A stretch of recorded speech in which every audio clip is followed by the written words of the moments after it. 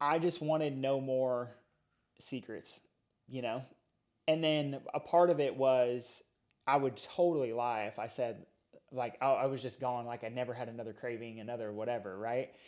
So part of it for me was that too, where I'm like, hey, I just got to like tell you straight up that this is where I was, you had no idea about, and here's where I am. And just know, like, there are days that I think about it still. Welcome to the Recovery Roundtable podcast, where the journey to sobriety opens up through powerful discussions and shared experiences. Join your host, Mark, who will bring you stories of triumph and resilience from the heart of Pacific Shores recovery. Every episode offers insights and support, guiding you through the challenges of addiction recovery. Thank you for joining our community. If you're ready to start or continue your recovery journey, we're here to inspire and support you. Let's explore recovery together. First of all, I'm stoked that we finally got to connect after. I know. I've kind of known of you for probably 4 years, maybe 3 years, 4 years. Yep. Something like that, and just kind of been a fan behind the scenes, and we ended up syncing up a month or two ago, and Which is awesome. felt like stepbrothers. Did that just happen? and here you are, dude. Your story is phenomenal. So Yeah, it's kind of crazy. whatever you're open to sharing, great. Whatever you don't want to share, totally fine. There's no pressure.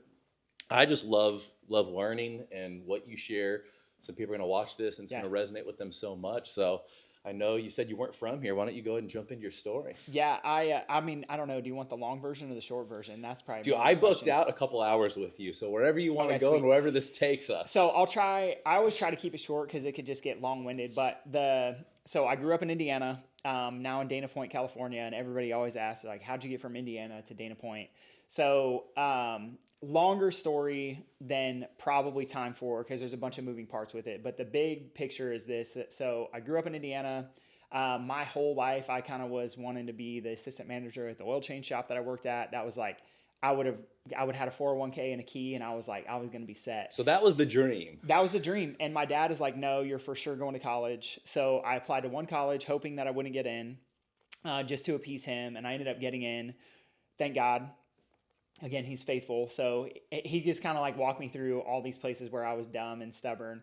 And so, yeah, man, I basically ended up applying to this one college. I got accepted. So then I'm like, well, shoot, I have to go now. And dad was going to pay for it. So that was cool. So back then, were you communing with your creator, and did you have a relationship? No, Okay. none. My parents, I grew up in a household where, like, I think my dad was Catholic and my mom was like Baptist or something like that when they grew up. But when they got married, they kind of decided like, hey, we're just going to let the kids figure it out for themselves. Okay. We won't put any beliefs on them at all. So I remember, like, I think we had a Bible in our house, but a huge one. But I never knew what the point of it was or any of that. And so all through, I just had no relationship with the creator. I probably would have been more on the agnostic side. Okay. And I get accepted to college. Then I'm like, well, shoot, I got to figure out what I want to major in. And the only thing I could think of is like, I helped a couple of my friends who weren't great at school, help them literally graduate from high school by helping them write papers for certain classes. So in my head, I was like, I kind of like writing. Maybe I should become an English teacher. But before I did it, I went to the high school that I grew up in, and I asked one of the assistant principals, Mr. Hurley, I was like, hey, I want to become a teacher, but it's like PE or English, I don't know, whichever one. And he walked me down to the PE department, and he said, how many teachers do you see down here? And there were 2, and they'd been there for like 50 years. And then he walked me to the English department, and there were a bunch of young teachers, and there were, who knows, 10 of them probably at the time. And he just asked me, which one do you think would be more likely that you'll get a job? And so that was my, okay, I'm going to do English education. So did that, learned a whole bunch of cool stuff. The biggest thing is that I learned about this thing called a hidden curriculum. We don't have to get too much into it. But what it made me realize is everybody has the same potential to be successful, but there's a glass ceiling if you don't know about some of the rules behind the scenes. So I'll just kind of keep it more vague like that. Okay. So that hidden curriculum is the thing that really enticed me to realize that the only reason I wanted to be the assistant manager at the oil change shop was because I would have argued because of the hidden curriculum. So this thing that was going to keep me stuck, I became aware of, and then I'm like, oh no, I want to go teach other kids how to do this. So fast forward, become a high school English teacher, was really, really good at it. I did it for 6 years, head volleyball coach, I ran the AVID program, so I was the AVID coordinator for the high school. And I got offered a job to go into administration, and I quit the next day.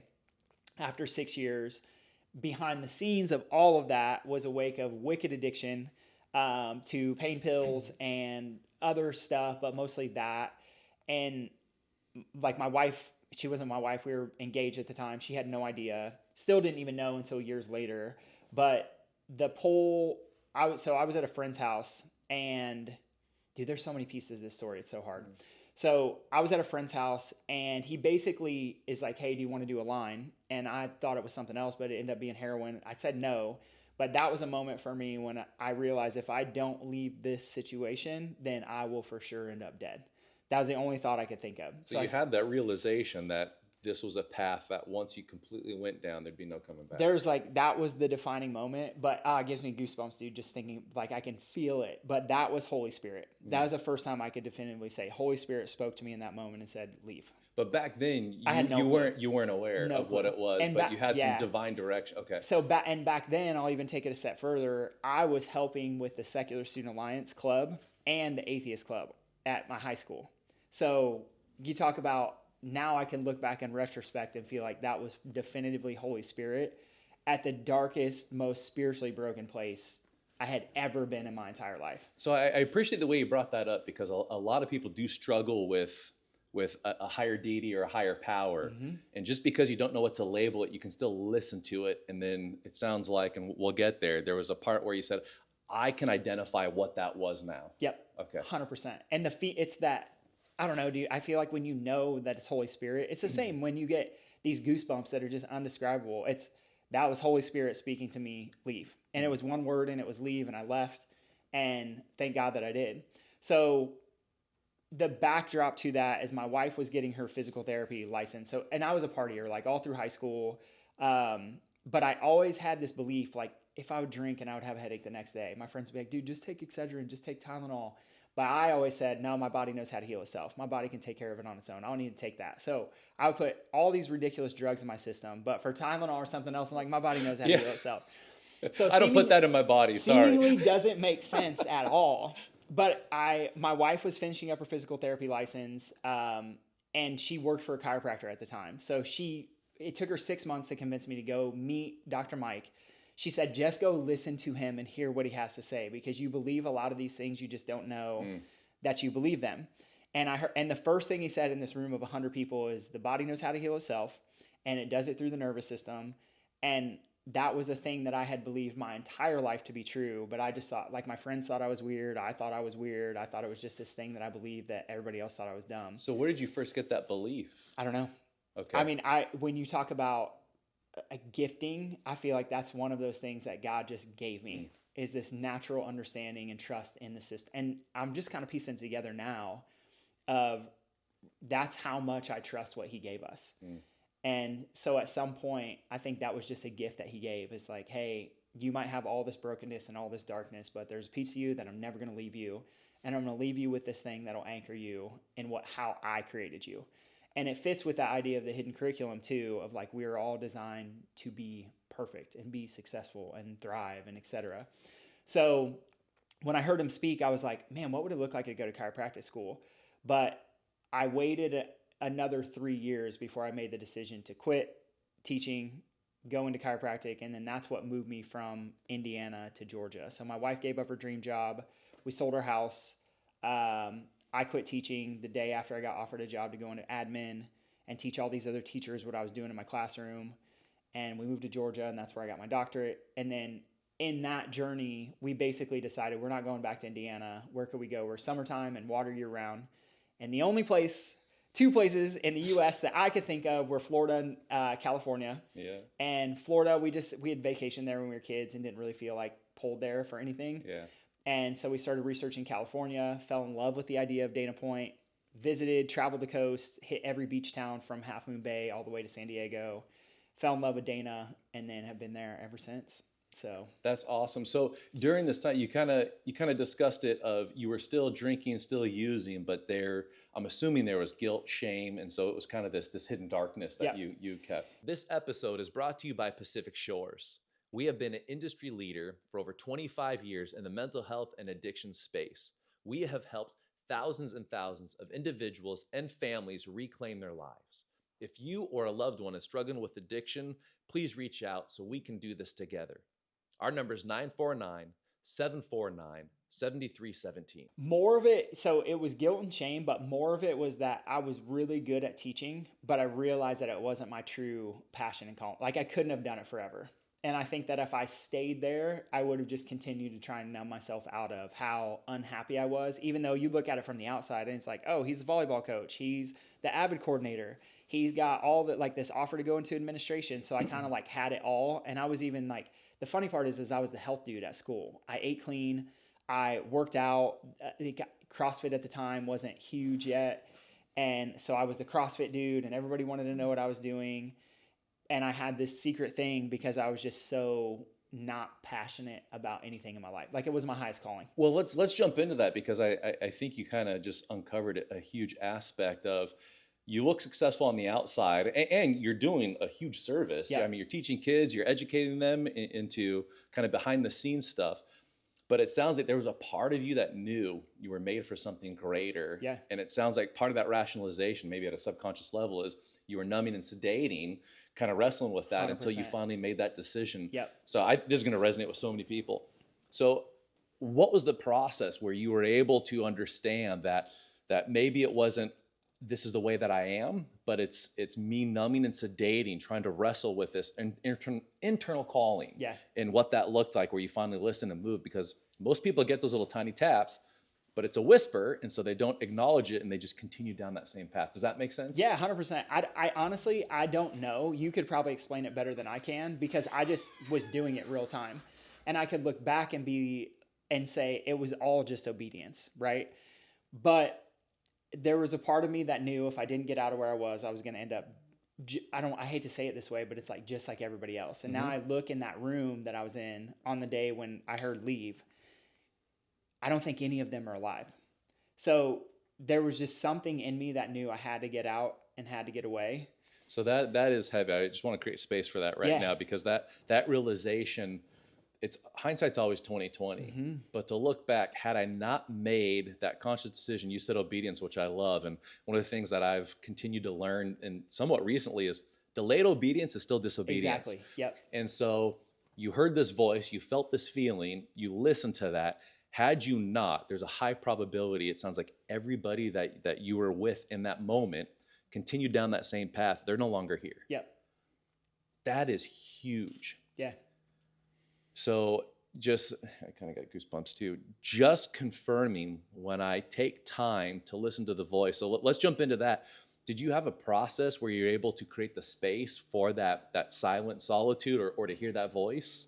I had that's the craziest part. I had no process. There was no connection to God. There was no, I mean, I was doing day to day. Well, do you mind if we break that down a little bit? Because I think there might be a process there you weren't familiar with it, because what I've learned in doing this for multi-decades and seeing thousands and thousands of people come through our doors, there's something that happens when we create the space and actually sit in what I call the pit of pain. It allows us to hear that voice that we've been numbing or sedating. That's that higher calling, Holy Spirit, whatever the person wants to call it. It's irrelevant what you call it. It's, are you listening? Yeah, exactly. So if you can go back, what were some of those moments where you started having those realizations or those I call them divine downloads? Yeah, I think the biggest divine download for me was that on paper, I had everything that I was told I was supposed to have. Okay. You're supposed to go to college, check. You're supposed to get a good job, check. Plus offer to go to admin, plus head volleyball coach. So I was kind of, plus Avid coordinator. So I was kind of maxed out in where I could go next from that point, unless I decided to go back to school and just go higher administration or whatever it was. So you look at, and then, Heather and I bought a house. So we had a house, literally a house with a white picket fence on this like cool pond in Indiana, beautiful home. At the time, that would have been my dream home. You know what I mean? We both had cars. We both had college degrees.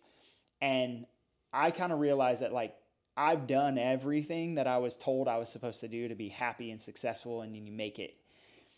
And it wasn't enough. There was still something missing. But I realized, again, looking back, but in those moments, I just realized like, if this is it, I don't want this. Okay, that line is huge. If this is it, like if this is the calling, if this is what I'm supposed to do, then I don't want any of this. Yeah. So on paper, everything looks good. So it sounds like there's this like quiet, I'm assuming quiet, or were you vocal about it of like, this life sucks? No, I never told. Okay. Everybody thought I was happy and good. And Well, and the reason I want to clarify is because most of the time we think we're like this exception. Yep. Like there's something wrong with us, so I'm not going to say anything. So it sounds like there's this quiet disposition of kind of like, I should be happy, but I'm not. There's got to be more. Yep, exactly. And so did that grow over time? Did it kind of become restless? There was no restlessness or growth over time. It was just like, if I don't get out of this situation, then I'm going to be stuck in this situation. Okay. And so why would I not take a risk? Even, all of my family thought I was crazy. They're like, you're going to go to chiropractic school. Chiropractors are quacks. They're second-rate doctors. You definitely can't move to California. It's too expensive. The vaccine laws are too crazy. Like, you could just go run the list of all the excuses that I heard from everybody on why it wasn't possible. But to me, I knew if I don't do that, then I'm for sure going to just be stuck here, and it's only going to get worse. So are you aware of what you did? Because you just broke down the process. It's just beautiful, by the way. Yeah. So you had certainty. Mm-hmm. We are geared for certainty. And for most people, they say, at least I'm certain of what this looks like. I'm going to go ahead. We call it finding the comfort among the chaos. Yeah. You did what we take a lot of clients through is you started to project into the future. If I take this path and continue forward, do I find this joy, this fulfillment, this higher calling? Yeah. And when we hear no, I'm assuming at some point, whether conscious or unconscious, you started to attach pain to the future of staying the same. Mm-hmm. The only way we change is once we have more pain of the change. Yeah. Or excuse me, less pain of the change than we typically do. So we'll say, I can experience this pain. This pain is all an illusion. Yeah. But it's so scary in the unknown. At least I know this pain, so I'm going to stay in this place. Yep. So you're able to project to the future. If this is where I'm going, then I have so much hopelessness. This creates more pain. So now the pain of staying the same is more than the pain of change. And so you were able to give yourself permission to make that jump, even though, and this is very normal, it sounds like everybody in your life was saying, what are you doing? Look at your certainty here. Yeah. This is unknown. Everything's against you, which is what you hear time again and again and again. Yep, 100%. So where did you get the strength and the courage to say, at least I know this, I don't know this, I can always come back to this, but I'll never know unless I try? Yeah, I think that for me, and I'm very biased, so I will admit that right off the gate, but when I started getting adjusted, so when I started getting chiropractic care for myself, there was a shift in what I cared about. And I had this awakening of like, I wanted to learn more. I just wanted to learn how the brain worked because I wanted to understand what my kids were going through in the classroom so that I could better help them. So there was no defining moment of like, oh, hey, this thing just shifted. But I realized as I started getting adjusted, it awakened something in me where I was like, there's got to be this purpose that I'm called to. I didn't know what it was yet. Okay. I was just like, I'm willing to take more risks than I was willing to take before to get myself out of the situation and the place I was in. So how was that conversation with your significant other? She was all in for it. Okay. Like, I mean, yeah, that's the coolest part about it. So, and mind you, like she had no idea until years later, like I think how deep the addiction was. Mm. So for her, she's just like, I always wanted to marry a doctor. I always wanted to move to Orange County. She's like, I knew you were going to be a doctor in Orange County. Listen, she's like, God had this in my cards, like from the time I was little. And so she's like, yeah, let's do it. Because she saw in me what I couldn't see in myself. And she was supportive. And she had her dream job. That's the coolest part. Like she was a physical therapist working with pro and college level athletes. And she genuinely loved her job. But when I told her I wanted to go to chiropractic school, she said, yep, I'll support you. We'll make it work. Mm. And we did it. So you moved down, you're here. How long until finally you said, I want no lies. I want everything on the table. I'm living in truth from here on out. Yeah, I think that for me, Warrior Week was a big part of it. So that would have been 2018. We moved to California at the end. It was like September of 2017. Okay. But you got to think we moved out of Indiana in 2014. So it took another 3 years to fully come clean and be like, hey, here's all the stuff that you had no idea about. So were you still engaging in that, or had you stopped once you moved out? Nope, stopped. Totally Okay. stopped.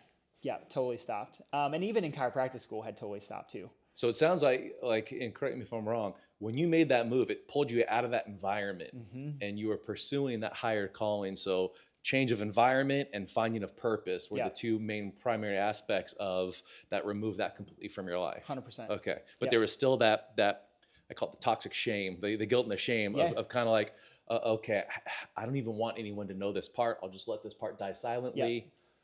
Yeah. So what made you open up on that?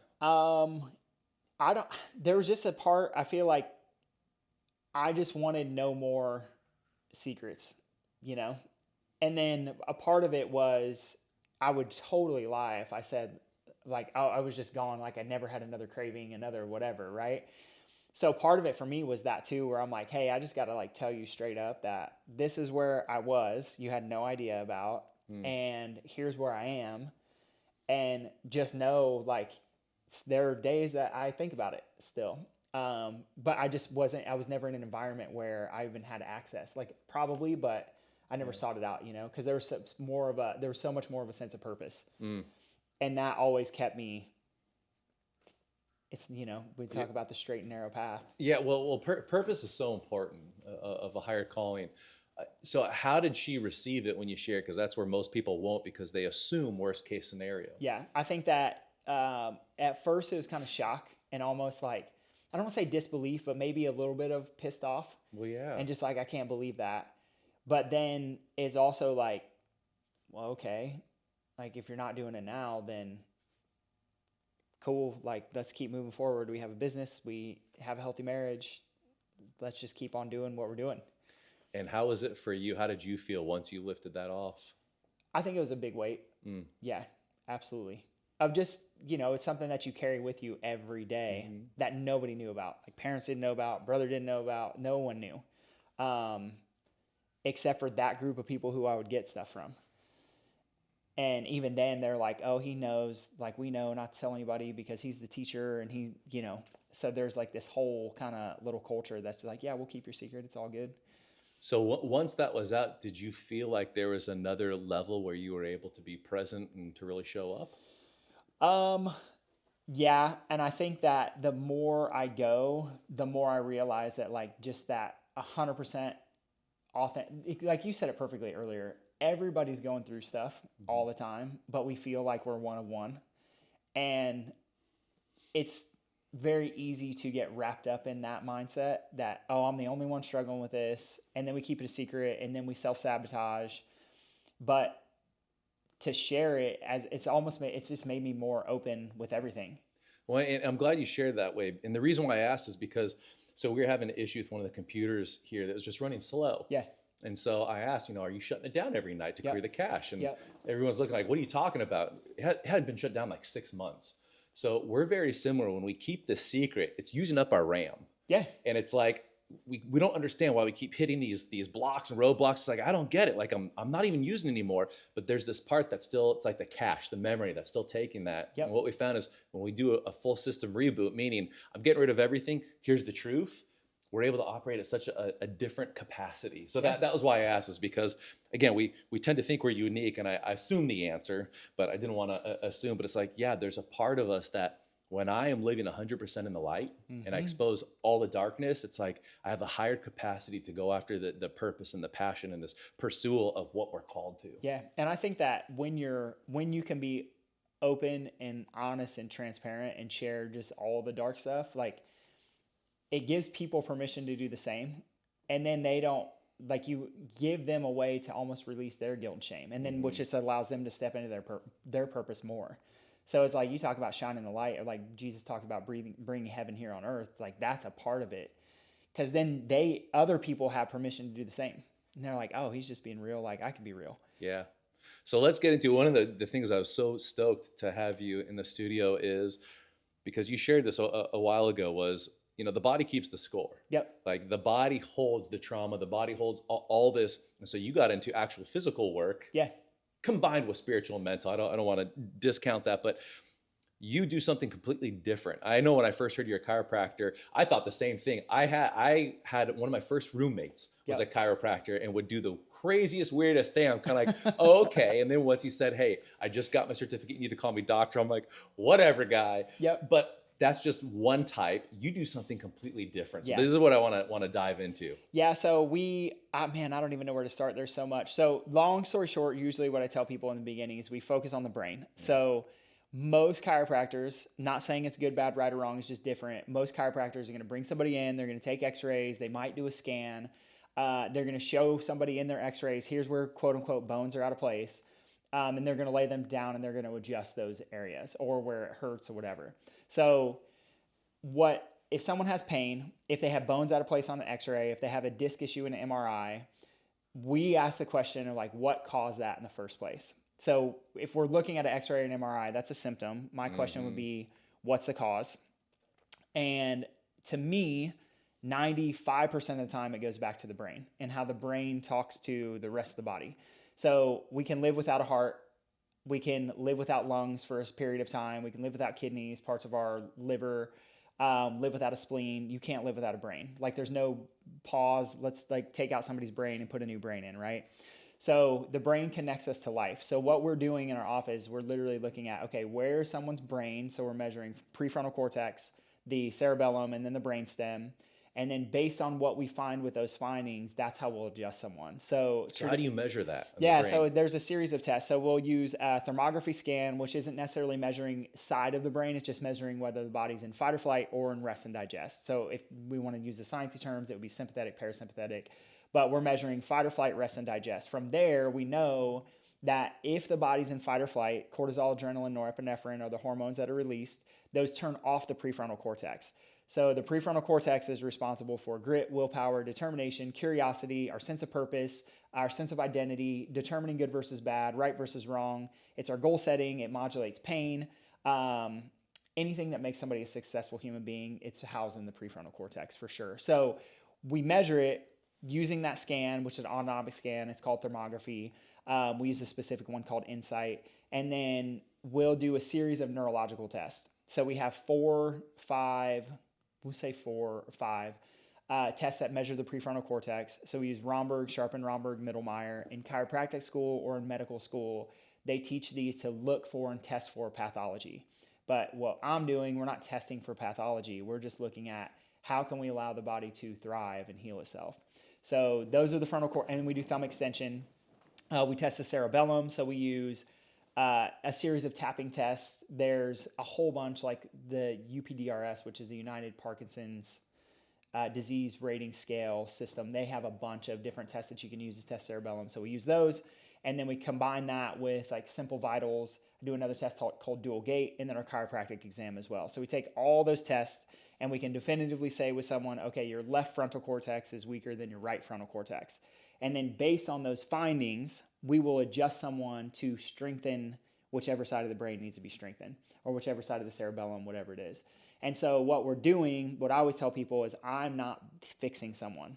I'm not smarter than what God gave us. This goes back to that hidden curriculum concept, and the body knows how to heal itself. Like, I'm not smarter than your body. I'm not the fixer. I'm not the healer. Your body knows how to heal itself, but it can't do it in a fight or flight state.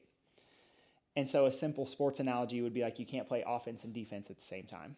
So we get the body out of defense, out of that fight or flight, out of that survival, out of that brainstem state, and we start to get it back into that rest and digest, prefrontal cortex, passion, purpose, productivity. We say presence, productivity, profit in our office.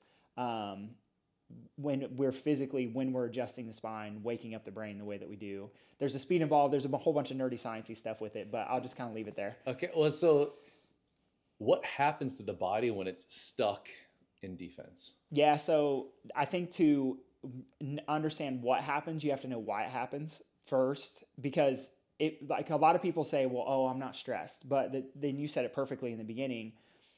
If we don't have the capacity to process what's thrown at us, our body will hold it in the system somewhere. And you may not feel it today, but it becomes the straw that broke the camel's back. And so I love that analogy so much because you think about One straw, no effect. Two straws, no effect. And you add those up over time, and then eventually it's the one single straw that broke the camel's back, but they've been building up for a lifetime for most people.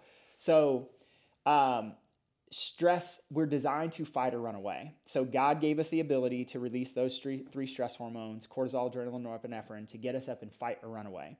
If we don't fight or run away every time we have a stress, it doesn't matter where it comes from, then the brain is going to say, let me just stay in safety protective mode. I'll keep slow dripping those stress hormones subcortically, meaning you can't feel it, just in case that thing shows up to attack us. So for cavemen and there's a bear that attacks us, that would be great. Fighting and running away requires lots of movement. So fighting, we're going to fight the bear's going to die, and then the brain goes, okay, cool, there's no more threat. Let's go back into rest and digest. Or we run away from it, we get far enough away, same thing. So imagine today we have all these stressors, blue light on a cell phone, comparing ourselves to each other on Instagram. You get the stress of finances, you just get the stress of life in general. Somebody cutting you off in traffic, but we don't fight or run away. So it's this open loop that just keeps running. So the body just keeps on storing and saying, nope, we need to fight or run away. And so we keep dripping stress hormones. So that's the why somebody would get stuck in a stress state. The what then, or what happens is, so from a physiological perspective, we can look at, we increase heart rate and increase blood pressure, first two things we do, increase cholesterol levels, or blood fat levels, including cholesterol levels. We increase blood sugar, and then we increase insulin resistance. So if we look at that combo right there, that's going to make up like 90% of what we spend money on in healthcare in the U.S. So you're saying go fight a bear and you're all good. I'm saying go fight a bear. Yeah, I mean literally. So then that's a question a lot of people ask. They're like, but I work out an hour a day. And so, but if you look at the research, what it says is that if you sit at a desk for more than, I think, 4 hours a day, then it completely negates that 1 hour of workout that you had. And so it's insanely important that we're up moving. And again, this is why we adjust the joints of the spine the way that we do, because we can immediately wake up the brain, where the brain, remember, we're getting movement into the spine. The spine wakes up and the brain says, oh, there's no threat right now. Let's go back into rest and digest. And then we can train the brain that way so it actually stays there.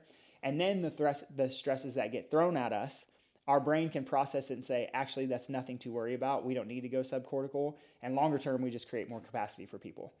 That's awesome. And dude, I mean, man, I have so many cool stories. It's just unreal love. One of my favorite all time I have to share. So I had a mom. She brings her son in for constipation issues. Pretty quickly, his constipation goes away. The reason being fight or flight, rest, and keyword digest. So we get his body back into digest, his bowels start working properly. But mom's like, I want to try this for myself because I've just seen so much change in him. So 6 weeks, we sit down and we do a re-exam with her where we redo all the testing to see what changes have made in her brain, see if we need to adjust anything differently. And she's in tears. And I'm like, this can't be good. So I'm super nervous. She's sitting there in tears. And I'm like, hey, is everything okay? And so she starts telling me the story. She said, when I was a kid, my dad used to scream at me and my siblings. And she's like, I swore that I would never talk to my kids that way. And she's in tears and she's like, but I can, for the last year, 2 years, whatever, she's like, we would be driving somewhere. I'd be trying to get the boys to baseball practice. And I'm screaming at them. And in that moment, I'm screaming at them. She's telling herself that story of like, I swore that I would never do this the way that my dad did to me. It's the exact same. And she said, for the 6 weeks that I've been here, I haven't once yelled at my kids. Same stressful kids, same stress with finances, same stress of getting kids from point A to point B in 2 different schools. And the only thing we did is just allow her brain a different capacity to deal with all of it. And her body heals itself. It's so cool. So yeah, there's a level of like, we're just training the brain out of that. So we have that movement and then we don't feel that need to be stuck in that fight or flight state.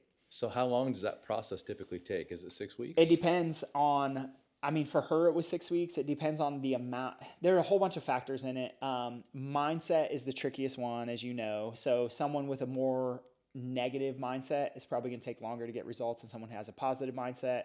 I used to always joke and tell people, like people who are doing Byron Katie's work are definitely get results faster than people who don't, because people who don't just get wrapped up in the stories that they tell themselves. And then they're not even consciously aware of the fact that they're doing it. So mindset is a big piece of it. The general rule of thumb that I use, not always true, is for every 6 weeks of dysfunction is 1 week of care. So if somebody's had, 20 years of something going on, like it's going to take a couple years for them to get back to normal. And usually they'll notice results way faster than that, but to get their brain to stay that way is a whole other story. Man, that's wild. Yeah. So what are some of the things that you've learned over working with all these people that has helped you in your personal life with this? Help me in my personal life. So I would say the biggest one is just the constant reminder that you're not broken. So if my daughter has a fever, for instance, and this may sound, people think I'm so crazy when I talk about this stuff, but like God gave us the ability to have a fever. It is not a bad thing that needs to be broken, in my opinion, with Tylenol. Reason being, you cook chicken on the grill before you eat it, you heat it up, and it's got to be to a certain temperature. Our body, by design, is designed to heat up to a certain temperature to burn stuff off if it was going to negatively affect us, right? So like all of these little things are by design to keep us safe and protected and actually to allow us to thrive. So I think the biggest thing for me is watching the transformations that people have is just more of that affirmations, like whatever someone is experiencing, God did not make a mistake with them. It's not like they're broken. It's not like they're the outlier. It's the God-given built-in mechanism to keep you safe and protected in times of high stress. So for me, if something happens with me, like this weekend, I had 2 days of just intense low back stuff going on. And everybody's like, oh, the chiropractor, low back stuff. But the reason being is like, while we were in this lake house in this beautiful place, I just started asking the questions of like, okay, there's so much money here, so much money and so much resource. And then I started thinking about like, all right, well, what would I need to do to get my business here so we could do this and the team could do this and we could have retreats here. And I just start thinking all this stuff. But that to me is a stress, like that comparison game. And we know that a lot of times low back stuff comes from a stress of support or stress of finances. And there's emotional components for every part of the body. So for me, practically, it helps me remind myself of the same thing I'm teaching people on a daily basis, which I think is crucial when we talk about congruency and we talk about commitment and standards, if you want to talk about that. I would say that's the biggest thing, is just holding myself to the ultimate accountability. That's awesome. So what are some of the things that you did when that back pain started to present itself? Yeah, so the first thing is just, the first question is, hey, what's the story behind the scenes, right? And I have my wife trained enough too, because I'll ask her these same questions, but she's like, well, where do you not feel supported? So that's her first question for me. And I'm like, but I kind of do feel supported. And she's like, well, obviously you don't, because you have this going on. She's like, you didn't fall. You didn't do anything to hurt yourself, which is 95% of what I see. Like getting the groceries out of the car is not what made your back go out. I promise you. So for us is like, we had a whole bunch of days of intense travel. I had another friend in town who has a massively successful business in Texas, multiple of them. And so you get like the comparison game of that. So she's like, where do you not feel supported? And I'm like, it's not that I don't feel supported. I'm just trying to think of like, how do we grow this that we have into something that I would say is more of a real business? And it's that stress and that pressure that I'm putting on myself. And so as soon as I become aware of it though, this is the craziest part. I wake up the next morning, gone, nothing, because I'm aware of the story that's triggering the stress response. We have the only brain of any animal in the animal kingdom that can trigger its own stress response just by thought alone. How often do you see us going in that loop of creating our own stress that throws us out of whack? All the time. So you imagine, like, for instance, somebody comes in, and this could easily be me, why I said one of the biggest strategies is a reminder to be congruent with what I'm teaching other people. If I wake up in the morning and I say, oh, my back is jacked up, or I'm so messed up, or I'm screwed up, or like all these negative things that we tell ourselves on a daily basis that seem normal, that triggers a stress response. But what is the stress hormones? One of the things that the stress hormones do is turn off the part of our brain that's responsible for turning down the pain signal. So by default, we can trigger more pain just by the thoughts that we think. And if we're not insanely aware of the thoughts that we think on a day-to-day, moment-by-moment basis, and I tell the story I'm jacked up, my body is going to physiologically change to match that thought process. So first step sounds like it's awareness, being aware. 100%. You said you ask yourself some questions. You mind sharing some questions that would help with that awareness level to start opening up some of these things? Yeah, so if I'm asking someone else instead of it might be easier to just think about somebody else. So the first thing it's almost a joke in my office where I'm like, well, what are you stressed about? And people laugh and they're like, oh, I knew you were going to ask me that. But I'm like, no, seriously, what are you stressed about? So that's a big one. And then if people say nothing, then I try to look for all those places where it doesn't seem like stress. And so I use this example a lot is that, okay, imagine on your wedding day, your bride is walking down the aisle, or you see your groom up there at the altar, like your heart is racing. That's cortisol, adrenaline, norepinephrine. It's the same 3 stress hormones as a bear attacking you in the woods. So even on the most beautiful, arguably, day of your life, you have the same 3 stress hormones that are making you excited that they would to protect you if a bear was attacking you. So when people say, oh, I'm not stressed, it doesn't have to be that you don't have the finances, but the thought or concern of like, how do I create more of them, or not feeling supported, or, you know, I could run the list of like, if we want to talk about different body parts, those identifying those places are like, where are the places where I feel these emotions or this stress, even though it may not feel like stress. Yeah. That's the number one thing. Then from there, it really becomes probably the exact thing that we were talking about when you were talking about your app is like, it's just Byron Katie's work. What's the story you're telling yourself? Are you 100% sure that it's true? If you're not, what's a different version of the story you could tell yourself? And so for me, again, I go back to a lot of times is like, hey, your body is, you actually have back pain or you actually have shoulder pain, because why is pain there? If you broke your ankle playing soccer, why do you have pain? So I would stop. Maybe your pain's there to get you to stop and pay attention because your thought process is wrecking you. So you just framed that so beautifully of sometimes just stopping what we're doing and just being open to different stories, different thoughts, different beliefs. I mean, the importance of language. One of the questions I love is, what else could this mean? Yeah. Because if we think about it, and you were describing earlier when you kind of made the transfer of looking to the future, it's like we're already telling ourselves the stories of how things we think are going to be in the future. Yep. And that's creating pain in the present, even though it may or may not even be true, remotely true into the future. And so becoming more aware of what are the stories I'm telling myself that's creating I like the dis-ease. Yeah. Like it's this dysfunctioning part that I'm creating within. What's creating that? And then what are some different stories? Because it's already, I used to say an illusion, but now I changed it to delusion because it's all delusional. Yeah, it's like, is. I'm creating this delusion of pain. So, well, what is a different story? What's one that might serve me a little bit better? Yep, for sure. And then that's why I tell people like, hey, you're legitimately not broken. If I can look at my body and go, oh, this is a normal God-given response, and this is my body working to try and protect me, it's not against me, then like I make totally different decisions and that, you know, we could go back to like someone who maybe rightfully in the beginning has like some kind of spinal surgery, but then they get addicted to their pain meds because they're in so much pain. It's like part of the thought process is what can trigger that pain as well. And so if we can shift the thought process and realize like, this is my body just trying to protect me and keep me safe. Now my body's on my team, and I'm not going to fight against it with my thoughts and trigger the exact physiology that I don't want. And it's all like, you know, you hear people talk about, oh my gosh, why can I not think of it? It's going to come to me. Law of attraction. Okay. That's literally what law of attraction is, right? The reticular activating system is going to release hormones, and your body's going to literally get itself in alignment with whatever you think about on the regular.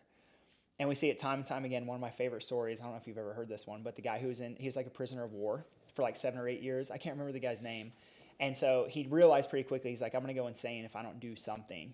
And so every day he would just visualize himself playing golf, 18 holes of golf. And he's like, I would visualize the grass and every stroke and all of it, how the ball was flying through the air.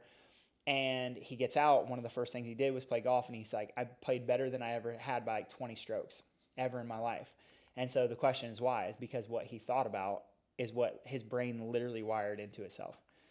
It's crazy. Yeah, they've done a lot of studies. We share that with our clients here. I think it's the University of Washington, but they took 3 different sets of individuals and had basically free throws. They did a baseline. You've seen that study where first one was practice. I think it was like practice an hour a day for 30 days and then go about your life. Second one is don't touch a basketball, don't think about it. And the third one was don't touch a basketball, practice in your mind. I think it was either 20 or 30 minutes, either half or a third of the time, and practice perfect form. And when they came back, like, okay, who do you think did the best? Like, well, the ones that shot for an hour, of course, like, this is where it gets interesting. Who do you think did the worst? The ones that didn't touch it, didn't think about it. And they found out that the ones that practiced every single day did improve. The ones that didn't actually got worse. But the ones that only did it in their mind for a quarter of the time, or whatever it was, I think it was a third or a half of the time, actually progressed just as much, if not a little bit more than the ones that were actually shooting because they were practicing perfect form. So it's not just doing it, but it's doing it with perfect form within your mind. Yeah. And it's not just sports. You can do that with conversations. You can do that with self-talk, with all sorts of things. Yep. And I think that you said something cool when I was telling my story at the beginning of like that visualization of like, okay, the pain of staying here versus the pain. We just had this vision that like, hey, practice is going to work out. Moving to California, somehow it's going to work out. And it was enough for us to take a risk. And I think part of it was that optimism that allowed us to get through when some people would just be like, well, it's just more comfortable to stay here. And what's cool, bring it back to my practice, if you knew how many times I start taking care of people and they're like, hey, I had this like old passion a couple years ago to become a social worker, and I just kind of put it on the back burner, but I've been like researching schools again. Can you tell me why? Like that just popped back into my head. It's like, yeah, because you're not in defense anymore. And so your brain's like, oh, we can explore and we can take more risk and maybe it actually is safe, and the stories start to change. And that's without even knowing some of these things. And I see it happen all the time where people leave us and they're like, hey, I'm moving to Redmond because I got my dream job. And I'm like, that's amazing. It also sucks because I love you, but it's cool, you know? Yeah, well, it's like change your stories, you change your life. So one of the things you just talked about was you're talking about faith basically versus fear. We tend to live a reactionary lifestyle rooted in fear. Yep. And that's how most of us live. Yeah, 100%. One of the part that I think people wrestle with is understanding that there's a faith-based element of assuming, you know what if it works out? What if it is supposed to be me? What if, as opposed to, it won't work out, things never work out? So kind of going back to where you were before, how do you think you resided in this place of faith, even though the fear was there? I mean, for me, there just became no other option, you know? But see, that's a story. Yeah. And I love that. That's why I like breaking it down, because typically the story is I don't have, like, I remember, gosh, maybe this was back in the 80s or 90s. They're identical twins. There's an expose. I can't remember if it was Oprah. Someone did it, but one was a very well-known philanthropist, Wall Street guy. The other was a heroin addict. They're identical twins. And they did this expose on them. And they went to the heroin addict in the street, and they're saying, you know, why do you think you're this way? We're doing these studies on twins. He's like, oh, well, didn't you hear? My dad was an addict and alcoholic. So it's like, what chance did I have?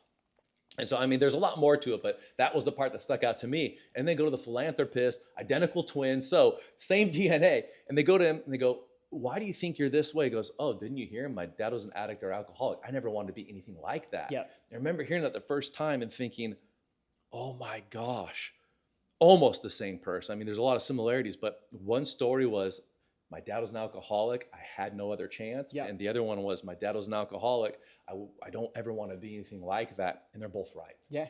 So how important it is of understanding the awareness of these stories we tell ourselves, but then convert it, because your story was beautiful of, I didn't have any other options, where probably the reality is, well, sure, you had a ton of options and you already knew what would happen if you just learned how to settle. If that makes sense. Yeah, absolutely. And I don't know where I got that. I wasn't necessarily taught it, but again, there's just something in me that said, you got to go do this. So of learning to listen to that voice. And the other cool part, Tim Ferriss talks about this. I think he calls it fear setting, but I think, and Jocko, I think, talks about it too, but this idea that what's the worst case scenario? So for me, it was worst case scenario. I go to chiropractic school. We make a huge investment in myself to learn these skills that eventually I end up not opening a practice, and then I still have my teaching degree and I can go back and I can do exactly what I was doing, and Heather can go back to PT. And maybe I have to live with my dad for a little bit. So to me, I looked at it and said, we're not going to be homeless. I'm still going to have a wife who loves me. And if those things are cool, then we should probably just take the risk. Well, and I love that you share that, because I'll ask this when we're doing groups is, I want you to think of your fear of worst case scenario of something in your life. And then I'll ask, by raise of hands, how many of you actually lived your worst case scenario? Not that things didn't work out. I mean, what you played in your head, your absolute worst case scenario, if that played out. And I'm sure eventually I'll get one, but to this day, not one person said, my absolute worst case scenario that I played on my head happened verbatim. Usually it's, like 20% of it happened. Or for the horrific things, 50% of it happened. but not everything. Well, no, my brain's actually pretty creative. I think of some horrific things. It's like, what if I started to become more aware of that? And I did the same thing for the positive. Yeah. What if best case scenario works out? Go, even 50% of that would be huge. Yep. And then we make that change. Yeah. Well, and that's what I think is so cool about the idea of faith and fear is I think there's a step in the middle that people miss. That's trust. Is like at some point you're fearful, but then I trust that God will take care of me and I'll be taken care of no matter what. And he has mercy and grace and all the things. And then that builds the faith and the character and the strength to be able to do it again, maybe a little bit bigger. And so I think that when it's just a training grounds to realize that, oh, the more trust I have, the more faith it's going to build in the long run. And a lot of times we're given some of those challenges to build more trust, which ultimately builds more faith. And then you just level up to the next time. Well, and trust is very difficult for a lot of people to wrap their head around. Use another word that I think can be swapped out in this, and that's obedience. Yep. How obedient have I been? Oh, crap. Well, yeah, if I haven't been obedient, haven't been working that trust muscle, the more I obey, it's like the trust continually goes up consistently and becomes stronger and stronger. And everybody knows, I always use my dad as an example, everybody knows what they should do. Always. And I tell patients this all the time, like, hey, do you realize that I knew it. I knew I should have listened to my intuition, but nobody's ever said, I wish I didn't listen to my intuition. And my dad is the same. Like, dude, my dad passed away almost a year ago. And I can remember, man, being 15, 16 years old, like, Dad, you really shouldn't be smoking cigarettes. It says right on the box that they cause cancer. And his answer every time was like, oh, I know. And I'm like, everybody literally knows what they should do. It's just a matter of if we step into it or not. Yeah. So wrapping this up, there was a point in your life where you said, you heard this voice from within you. You weren't happy where you were. And you said, if this continues, I don't have any other choices. I don't want to do this. Someone watching this might be in that fork in the road of saying, I know there's something better out there. I know there's got to be a different life, but either I'm scared or it's different for me or nobody really knows. What advice would you go back and tell that version of you? I would just say, do it. Don't hesitate. Figure out what the worst case scenario is, and it probably won't look as bad as what you thought it did before you made the decision. And then just go for it. That's beautiful. And man. I think people forget, and what I've seen, God is leading us somewhere. Like if we look at ourselves as sheep, and I'm obsessed with Psalm 23, so there's a whole thing in that. But if we look at ourselves as sheep and we're being led somewhere, then that takes all of we just have to be led. And we're constantly being led. I was being led when I heard that voice and I had no idea what it was. And I go back now and say, for sure, that word lead was Holy Spirit. And if you can just be led, dude, magic. So there's one part that people struggle with when being led. Summed up in 3 words that all mean the same thing. Surrender. Yep. Submission. Yep. Obedience. Yep. It's crazy at how when I give myself permission to surrender to the process, submit to the calling, and obey what I know I need to do, life completely changes. So good. Man, thank you so much for coming down and just sharing some of the stuff. So where can people find you if they're wanting to get more in touch with this part of them? Yeah, best place, follow me on Instagram at Dr. Daniel Kimbley. That's where all my stuff about identity. There's a little bit about my practice, but at Dr. Daniel Kimbley. And if you have more questions, you can just message me on there. I love it, man. Well, thank you so much. Thanks, brother. Appreciate you. Appreciate you. That was awesome, dude.